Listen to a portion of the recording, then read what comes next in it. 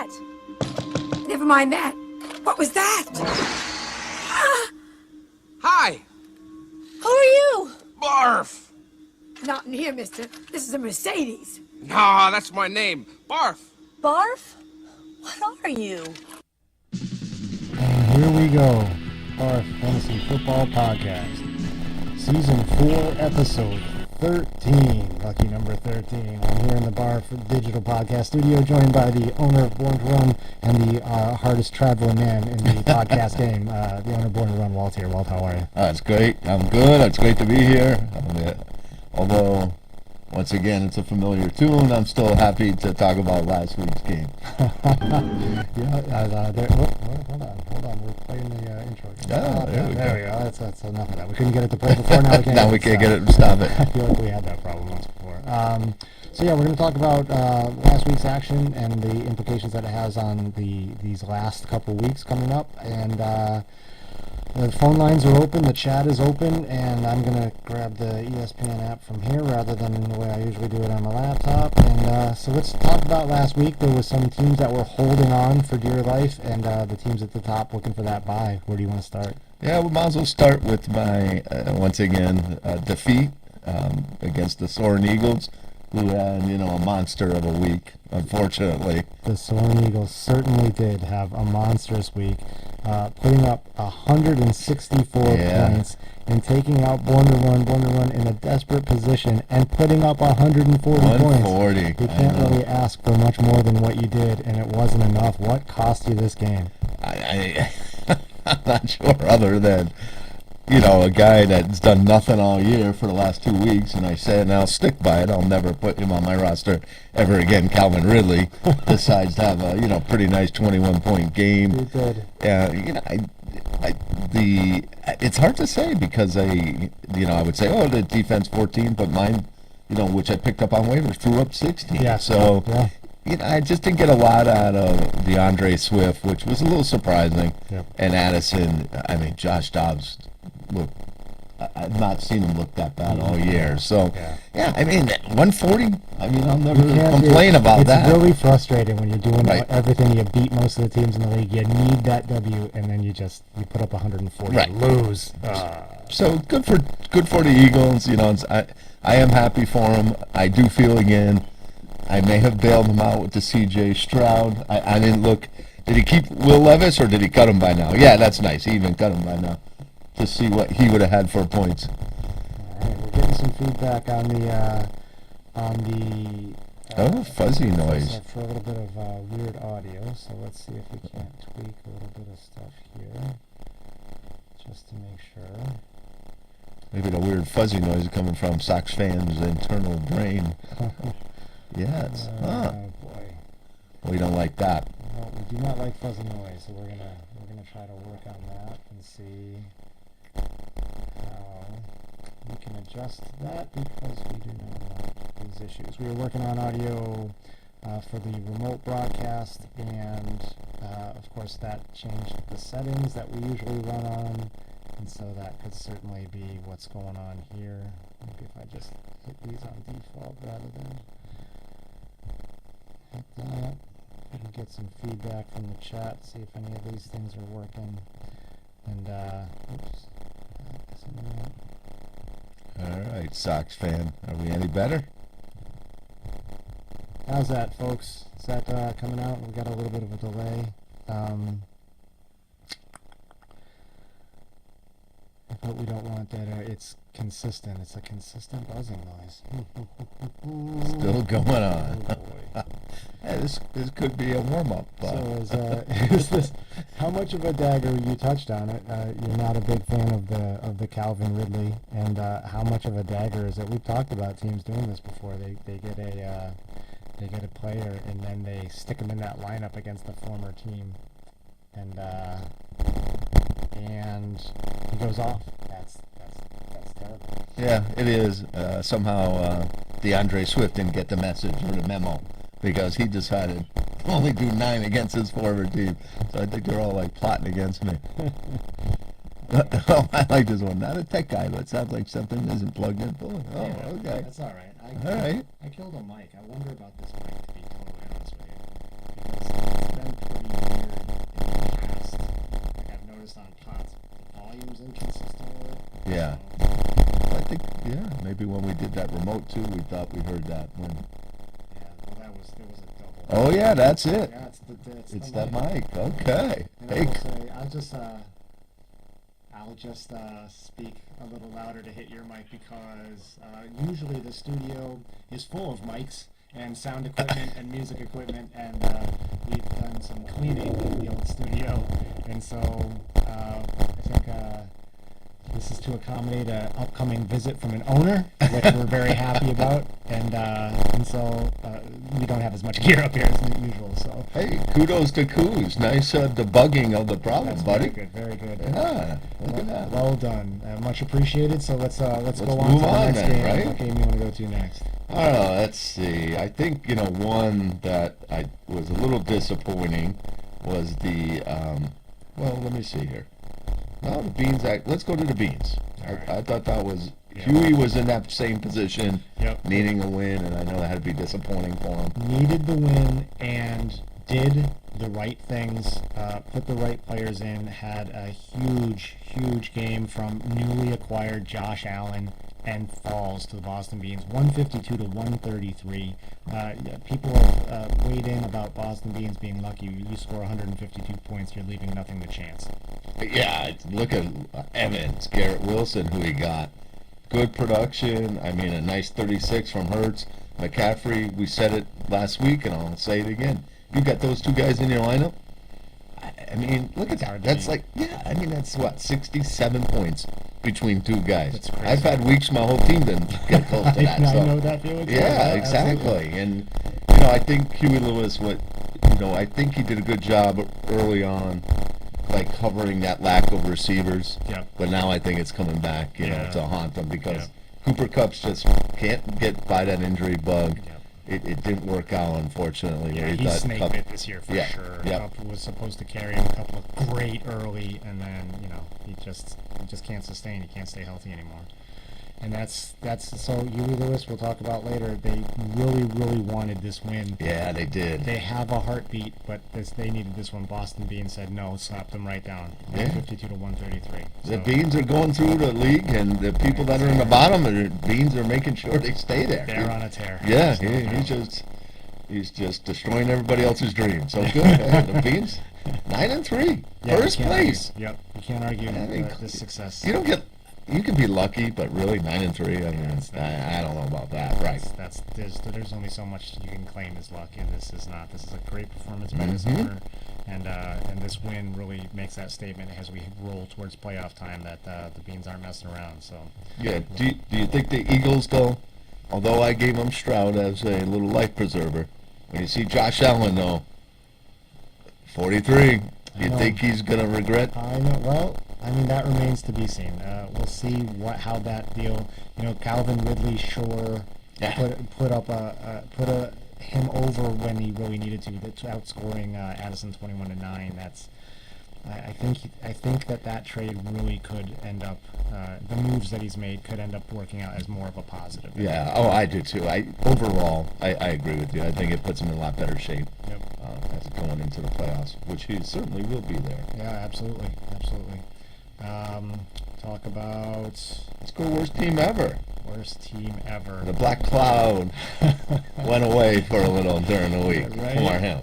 Worst team ever comes out. They've been bouncing up and down between basically 1 and 5 this year. They were started out as the clear-cut number 1, and then they've hit some adversity. Mm-hmm. But boy, they took out Whopper Moppers this week, 126 to 103, with an off week from their quarterback. Yeah. This is an impressive win for worst team ever. Yeah, I thought he pooched himself because, Purdy only doing that, and he left Trev Lawrence on the, bench with the 29. Great to see all my guys performing now that they've been traded to other teams. Yeah. It's just amazing. They just need to change the scenery. Yeah, I don't know. Maybe check the culture in the locker room. See if something's going on there. Even Tony Pollard's turning it around with 21. But, I mean, the star of the lineup was the return of Kyron Williams. Absolutely. I mean, 39 out of him. 39 in a return. We've talked about him early in the season as being the free agent pickup of the year, and he's certainly making that case as we head into the final couple weeks. Oh yeah, I mean that did it. 39, Tom had a kind of a down week, I would say, but he had of course, unfortunately, he's getting really killed at quarterback. Yes. He's gone through quite a few now, so that's that kind of sucks. Yeah. And AJ had a normal game for a receiver, not usually the 20, and Diggs, pretty good game, but yeah. But good for Tyler, 7 wins. Yeah. I would say he's going to get his wish. He's going to get into the playoffs probably. He's there. We'll have to look at it, but Yep, I think that he's pretty solidly in there. He'll get at least one of those last 2 spots. Whopper Moppers, a team that was in first place at a certain point. now We third. talked about that quarterback problem, and they've got Baker Mayfield in there, and that's not just a plug and play for the week. No, it's So not. you're heading into the playoffs with Baker Mayfield Yeah. carrying the flag on. Yeah, that cannot give you a good feeling No. when you're going to the playoffs with him. I think he even got dinged up. Didn't he hurt his ankle too? On top of it. I think he's already. Maybe the sound is still an issue. Oh, maybe unplug the other one. Other one. Well, let's see. We're not going to have sound, but.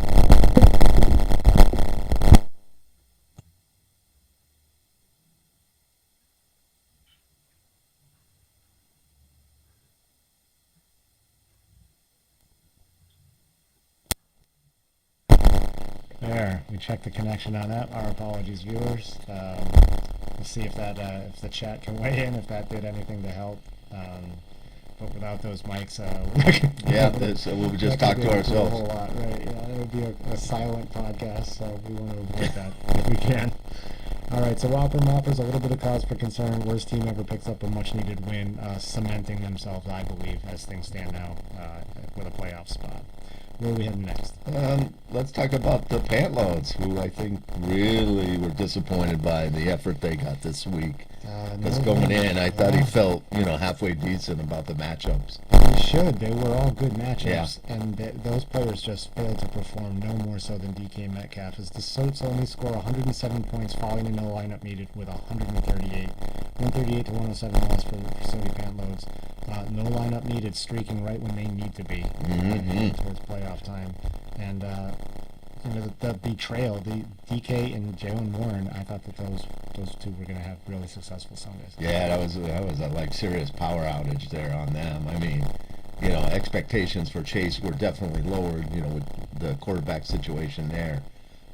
But it disappeared. So yeah, no Mike will do that to you. Yeah, that's an interesting situation. The connection problem. Yeah.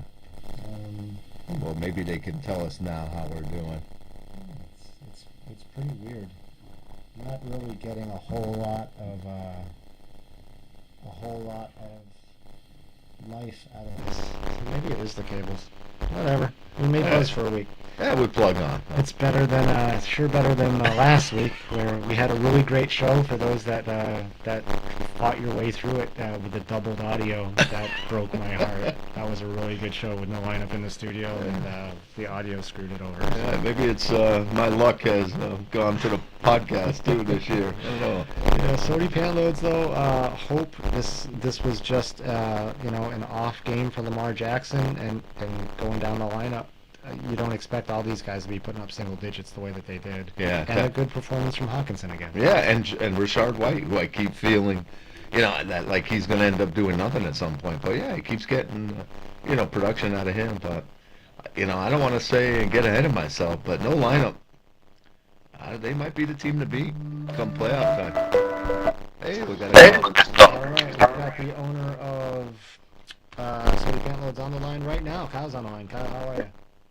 Rich PTR, how's it going? Oh, good. Doing good. We were just talking about, as fate would have it, your game this week, taking on no lineup needed. Tough loss. Tell us about how you felt as the week went on and what happened in Sotie Pantloads land. I think it helped that it was Thanksgiving. seeing all my guys put up single digits, at least I had, big meal, was well fed, had a nice turkey dinner, so that kind of numbed it a little bit. But honestly, after Thursday, when, 3 of my guys did single digits, kind of figured it was over. So the pain was over quick. I think it was the single malt scotch that you had may have done. Maybe that's true, yeah. Nice. I like this. But, hey, nice to see another guy of mine show up, Bijan, with 2 touchdowns. He's never had 2 touchdowns in a game Your yet. cast off. I'm telling you. Good. I mean, Yeah. maybe I just sold too early. Kyle, Rashad White stays in your lineup for the rest of the year? Yeah, Rashad White has been, my most consistent player. He's kind of, taking over, an Alvin Kamara role in that offense. Definitely. He gets, 50 rushing yards, but he catches, 8 balls a game, so it's definitely nice. It's nice having that consistency somewhere. Yeah, we were a little bit rough, I think, as I recall, on the Rashad White, the constant Rashad White starts, and that's certainly, that patience is paying off. That player, I don't know where he's ranked. He's got to be a top 10 running back. Yeah. Number 7 right now in ESPN. Wow, isn't that something? So that's good management right there to recognize that player had that potential, because I think I gave him a little bit of a hard time early on in the season on the pod. So good for you. Yeah, I did too. I will say I think we were right about the rushing. Right. It's tough to run, and that's what's but they're happened. throwing the But ball we to didn't him. see, like Kyle said, the more of the Alvin Kamara type style of usage for him. Right. Yep. So, but you got that decision to make with Zach Moss getting ready to come off the bench Wow. once again with Jonathan Taylor's injury. How does that play into your decision making with the running backs coming in with these weeks coming up? Oh, I'm going old school. I'm going 3-headed monster with my running backs this week. I'm getting Moss the Boss in there. He's back. They're gonna feed him. They said, he had a great start to the season, so they're gonna feed my guy. So I gotta have him in there. I love it. Yeah, Jonathan Taylor. That's for Shocking. Yeah, that's brutal for Soaring Eagles picking him up, trade target, and then gets production, 21 points last week. But then that's nothing. That's what you're gonna get. So that's hard. Do you see using Rashad Rice, Kyle? I've noticed he's been on an upward trend in the Chiefs lineup. 25 points. Yeah, if Moss wasn't playing, I was thinking about slotting him in for McLaurin. Mm-hmm. But I just hate that having a wide receiver in the Casey offense, because he could easily get 0 points. But I would like to see one more week of consistency before putting him in there. But yeah, he'll probably be making his way soon. Yeah, that makes sense too. Yeah, absolutely. That's an exposed. That seems like that offense was a little bit dull earlier, and they're starting to blow up now over the last few weeks, which is good. And that Rashee Rice is certainly part of that. Exactly. Like you said, I think they're getting into gear, and once they, start using a guy like that, that might be another really good, solid, I guess, pickup for you, Kyle. That you got there. It's weird the Chiefs can't seem to keep Kadarius Toney healthy, and no, nobody can practice or play. Weird. Yeah, weird. Shocking. Totally shocking. Kyle, no lineup needed goes 138 against you. You said that you knew it was over on Thursday. I'll bring this to you first, since you were good enough to call in. Joe Mixon, concerns? I think so, because they're going to be down a lot without Burrow. But also from what he had on his running backs previously, anything's an upgrade. So I'm sure he'll take Mixon over his previous guys he's rolling out there. So I think he's still good enough to slot in, but they will be down a lot, so he probably won't get as much usage as he was when Burrow was playing. I agree. Well, you got to start him, right? Well, you do, but what the year CeeDee Lamb's having now, right? And Tank Dell too. His receivers are, I think. Nobody talks about his receivers, but his receivers are pretty really good. So, like Kyle said, you just add Robinson and Mixon, no matter what. They were an upgrade from before, so you keep the same receivers and you get a little more there. Yeah. So, I think going into the playoffs, hottest team, maybe the most solid top to bottom lineup. Yep. 3 players in the starting lineup last week scoring 138 points. 3 players are trade acquisitions over the last month. So Not too bad. Good for no lineup. Making the moves. I love it. All right, then we've got your game. Yeah, the Knuckleheads. There's a long black Holding train. on. The spoiler train came out of Colorado and hit Belchertown. Knuckleheads take out Springfield Rifle 119-102 to take that last gasp of hope away from the Rifle. Herbert has an off game. Barkley has an off game. Finally gets some luck. Dalton Schultz puts up a big 1 before going out. How did you see this game? Were you confident the Knuckleheads would get this one or no? I knew it was going to be close, but the nice part is that, I said, I think last week, I thought DJ Moore might have a good game with Fields back in. Sure enough, he was looking for DJ Moore big time on that. So, I mean, I like where you're, I don't know how this week's going, but I think you still got an outside chance. You got guys that are clicking. Mosert's back in. He's doing his thing. Devontae Smith's hit or miss, but he had a nice hit. So I think you might be the dark horse of this playoff race. Kyle, Tua Tagovailoa, 10th ranked quarterback in fantasy football, but he seems to let his owners down more often than not. 10 points. Is this a player that can stay in a starting lineup for the Rifle finishing out the year? Nah, the Rifle, you probably should just throw in, like, Stafford. Or, honestly, let Russ cook, maybe. Like, a little more consistent. Yeah. Russ gets, like, 20 a game. Yeah. So, well, he gets, like, 18 All right. But, still not bad. Yeah, but, yeah, I don't know. I mean, the Finns are fun to watch, but, like, if they score a shit ton of points by rushing touchdowns, and Tua's not really going to throw anymore. So, yeah, I don't know. I'd probably bench him. Tua stinks. Kuz is throwing some support for Tua, as you would expect. It's hard. Like, that's the type of player it seems like you put him in now, and you're hoping for 26 points, but you might get that 12. That'll knock you out. Yeah. But the Rifle's playing for pride at this point. They're not going to be able to mathematically pull out of this rut that they're in, and so that's what happens when the spoiler train comes. Yeah, and for him, when we go back and recap the season, I mean, he's got to be disappointed. When he left the draft with Eckler and Henry, he had to feel real good about that. And Kyle, are you the one that told me the stat about Eckler?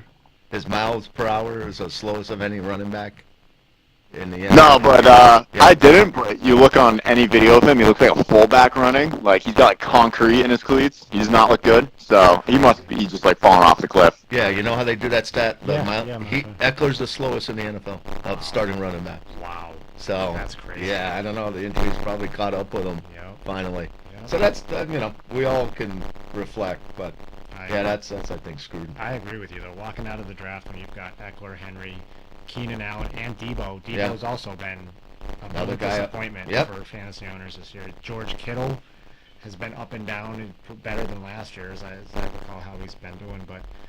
You come out of your draft with those players, you're like, I'm a contender. Yeah, I still look at his lineup and wonder why he's only got 3 wins. 100%. So good for the Rifle. That is week 12. And let's jump into. We'll talk about the standings in week 13 at the same time because it all seems to start tying together.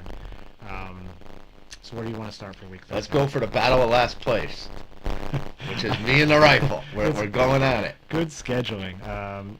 Rifle at 3-9 take on Born to Run 3-9. Both of them on 2-game losing streaks at the exact wrong time. Right now, the projections have the Rifle 126-118. Walt, how do you see this week going? Well, I'm watching the game, and I'm watching like Dak have a great game, and it seemed like even though Dak was scoring, as every minute went by, it kept giving the Rifle the advantage to win. And I'm like, how is this even possible? Right? He's still 55%. That's what I mean. I'm like, oh, wait a minute. Yeah. So, I mean, I'm very happy with the start, especially since I had to plug in Brandon Cooks and for him to get 16 points. So, the one thing I don't like is, my receiver, it's too bad I got a lot of guys on bye. Of course, Addison hasn't done much since I got him, so maybe Jalen Reed's not going to be a problem. But, I mean, this is like a crapshoot. Who the hell knows? I'll say I could easily win this game, but, it wouldn't shock me if by some chance Tua throws for 40 and Eckler goes off and something will happen. So. Kyle, this is the battle for last place. One team will definitely be in sole possession of last place after this game, unless we have a tie. Who takes it, Kyle, this week between the Rifle and Born to Run? I mean, this matchup was funny because, like, when you're doing bad, you at least want to play spoiler, but they're just playing each other. It's like the toilet bowl. So maybe next year we have to implement a last place punishment or something like that to higher the stakes here. But I mean, Born to Run getting 30 and 16 from Cooks, and he's still projected to lose. I'm gonna have to take the rifle here. It'll be interesting. It's good money. Fun but, game. yeah. This will be a fun game this week. Not if I lose, it won't. I'm going to be really bitter. Yeah, you don't want that last place. And this is talking. I'm speaking from a person that's been in last place several times over the last few years. It's not fun.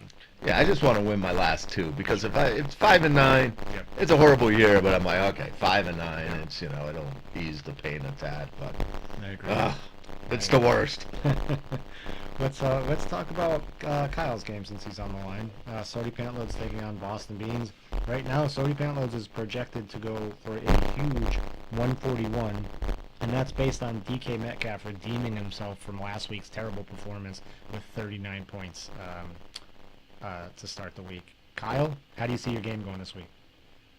I mean, going into Thursday, all I wanted was DK to outscore Lockett, and he did that by 30 points. So that's a great start. I mean, I was just all season I've been waiting for that game from DK because every year he's got that game where he goes for 30 or 40, and it finally happens. The first one he catches, he goes for 73 yards, and he got his projection on his first catch. So I'm feeling real good about this week. Tony's probably gonna put in the message right now that his team sucks, even though he's 9-3, so he's kind of a loser. Yeah. But I'm liking my chances. I got Moss the Boss back. I'm liking my lineup top to bottom.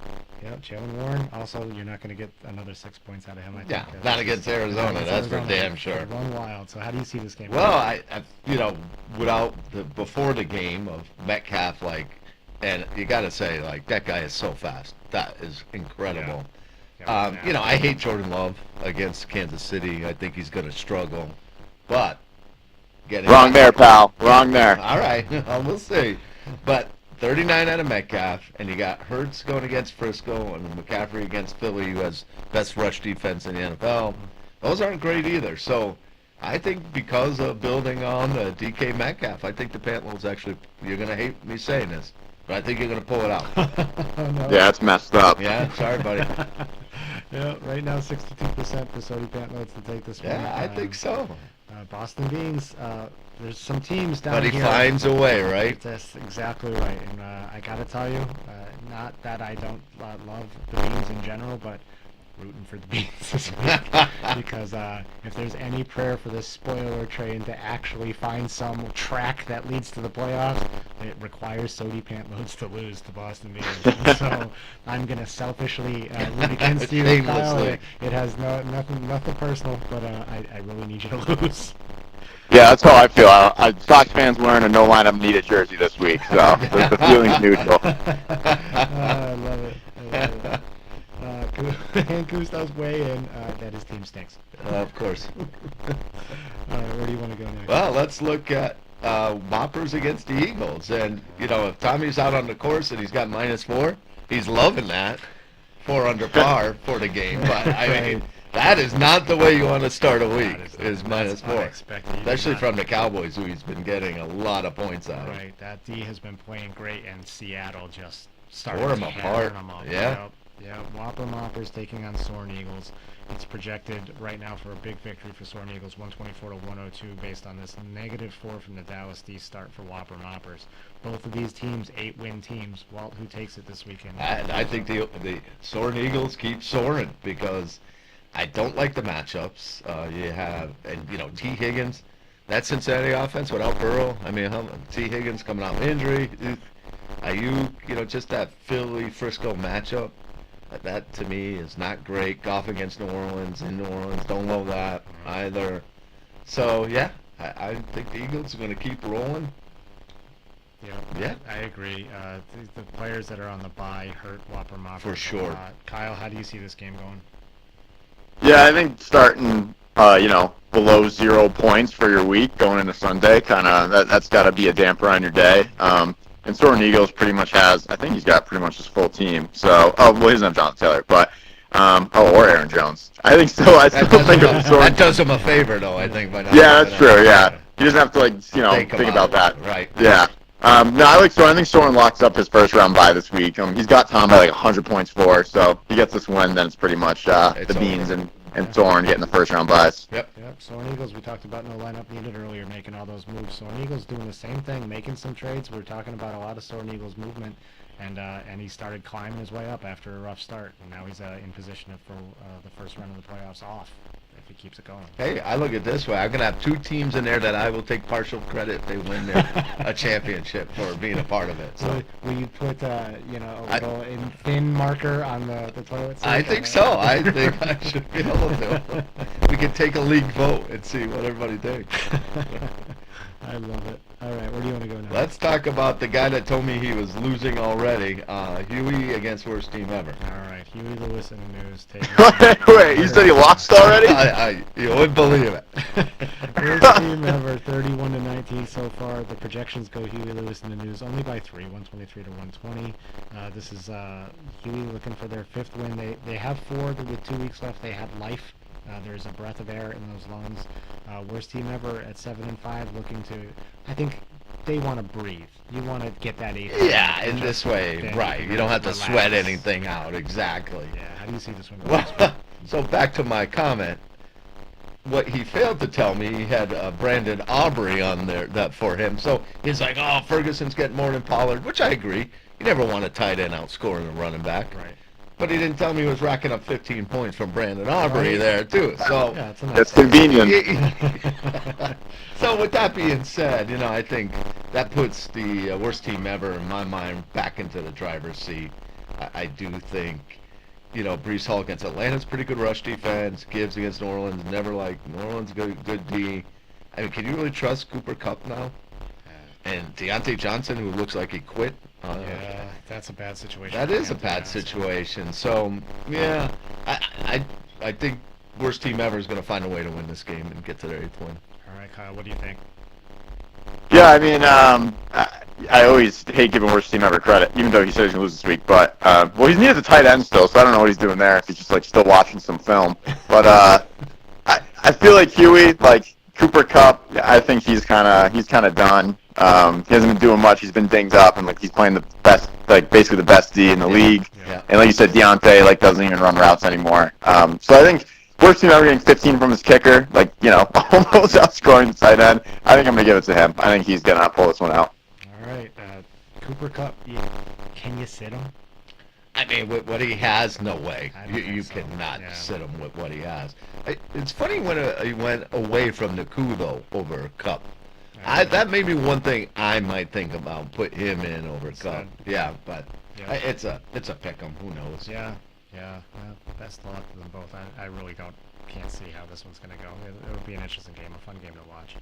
Did we cover that? No, we got your big game, Oh, man, boy. unfortunately. Oh, yeah. Yeah, another CD Lamb. CD Lamb blows up for no lineup needed. No lineup needed is taking on the Knuckleheads. They're already up 33-0.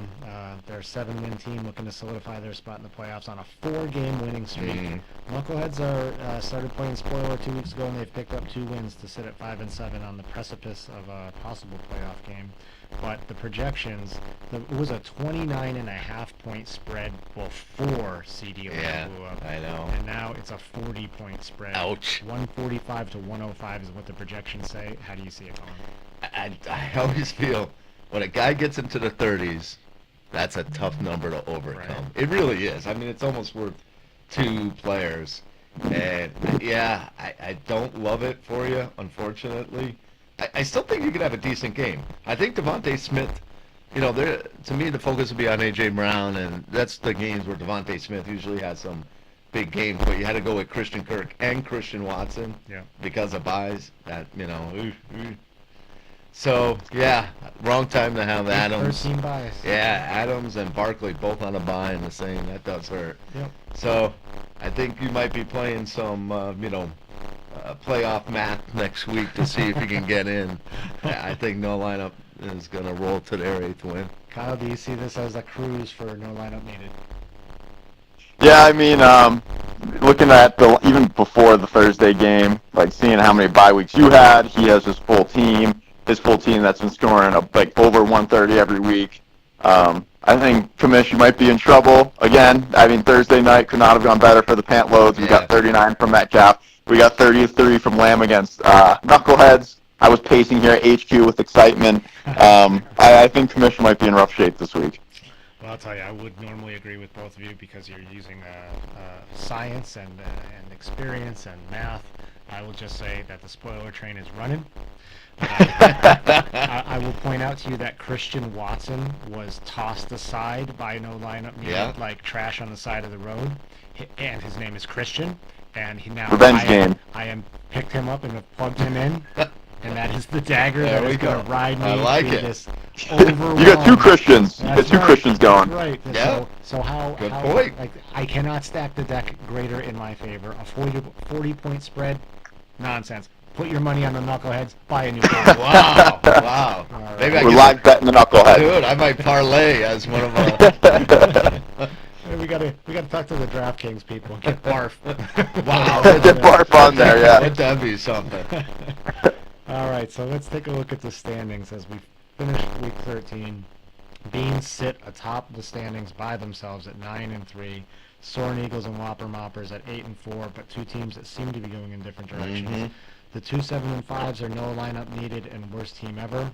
Sotie Pantloads holding on to that last playoff spot at 6-6, and then it's the 5-7 Knuckleheads trying desperately to get some sort of movement upwards. Huey Lewis in the News with 2 weeks left has a chance also, and then we have the two that are playing each other this week, Springfield Rifle and Born to Run. Who have no chance. Playing for pride and that consolation bracket playoff thing that we do at the end. So the bye weeks right now, Boston Beans and Soaring Eagles. Do you see that staying with 2 weeks left? I don't know. Was that for me? Yeah. Honestly, I think Eagles have it more locked up than the Beans. Actually, Tom's got a really bad start, but Tom could catch Tony on points for. Since I think I'm going to beat Tony this week, but honestly, yeah, it's probably staying the same. Well, I would have to go right for Tom to get that first round bye. Yeah, I agree with that. That's what I was going to say too. I think those two get the two buys there, and honestly, if you look at the points for, it's that last playoff spot that seems really. Yeah. That's the only thing kind of up for grabs, honestly. It is pretty much. It's going to be a shuffle of those 5 teams of some sort. Those top 5 teams. Yep. And then it's that 6th spot is in play, and that's just a win this week for Sotie Pantloads, and then that's it. Well, I mean, look at it. You and Kyle are almost like mirror image teams. You have 15 points separating your points for, right? 2 points against. Yep. It's crazy. So, yeah. So if Kyle wins, it's not over yet because of the point differential is so close. You could still lose. Right. And then next week, if I win and he loses, it's over. Why you say that? Because it's one more week. Yeah, but he only has. I'm assuming. This is assuming Knuckleheads win this week. Yeah. My bad. Yes, correct. That's right. That's a big assumption, I guess. Yeah, I've been crying for weeks now about that. I had a 3-week stretch where I lost 3 games by a total of 9 points. Oof. Including one against the Boston Beans, which was a 1-point game, and they are on my last game of the year. We'll talk about it more last week, but if I win this week and I have the Beans coming in, I've had that game circled for quite some time. We'll see how that goes. You have 3 losses of like a couple points. Beans has 9 wins from like a point or less. So just how it goes. That is fantasy football. That's the pain of fantasy football. And this year has been like, it's the weirdest year. Let's say, I don't want to get you, but say you do lose. When's the last time Week 14 meant nothing? Right. In our history of our league. Yeah, Never. Always a nail biter. Right, we always got something. So that'll be like, the rich stay rich and the poor just stay poor in this league. I don't know what's going on. It's definitely it's been a feast or famine year. Yeah. And we talked about like the rifle, for example. Like I'm not gonna play with that lineup. That lineup looks terrific. Right. And then they just can't get points when they need them. It's been that kind of year. Yeah, definitely. That kind of year. Yeah. I will say I'm glad that we're playing. I mean, obviously, we've all done the number crunching to get in the playoffs. I'm glad that we're playing like. I mean, obviously, I would prefer to play Rifle and Born to Run. No offense to them, but we are playing tough teams at the end of the year. Yeah. we're both playing tough teams at the end of the year, so like we both have to get good wins if we want to make it. So it makes it a little more sporting for us. Yeah, we're gonna earn it one way or the other. By the way, exactly. One of my 3 victories is against Sotie Pantloads, buddy. So don't forget. Okay, how weak was? Come on. All right. You hanging that one over the fireplace, pal? Yeah, right. I am. That's one of the pelts I got hanging over the firefight. Listen, when you're having a tough year, you take those. Damn right I Whatever do. victories you get, you take them. You take them. All right, so that is episode 13. Kyle, thank you so much for calling. We appreciate having you on, as always. Yeah, no problem. Yeah, good luck this week, Commish. I know I'm rooting against you, but hey, All right, honor. We have honor here. So. We do, and as much as I value you as an owner, I am going to be rooting as hard as I can against you, and it's all fair play. We need the commish to win. Otherwise, I don't know what we talk about next week.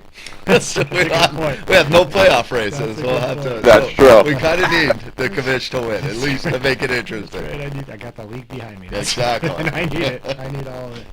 All right, that is our show for the week. Thanks for coming all the way down Thanks, here. Kyle. Thanks, Kyle. Yep, see you guys. Bye. All right, good luck to all. Good luck, everyone.